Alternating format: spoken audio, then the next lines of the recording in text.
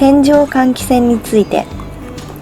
天井換気扇を使用するためにはまず黒いノブを下に引き、オープン方向にゆっくり回して天井のフードを開けます。ちょうどいいところでノブを上に戻すとロックされます。その後、換気扇についているスイッチをオンにすると稼働します。フードを閉める際は、閉めすぎると破損の原因になりますのでご注意ください。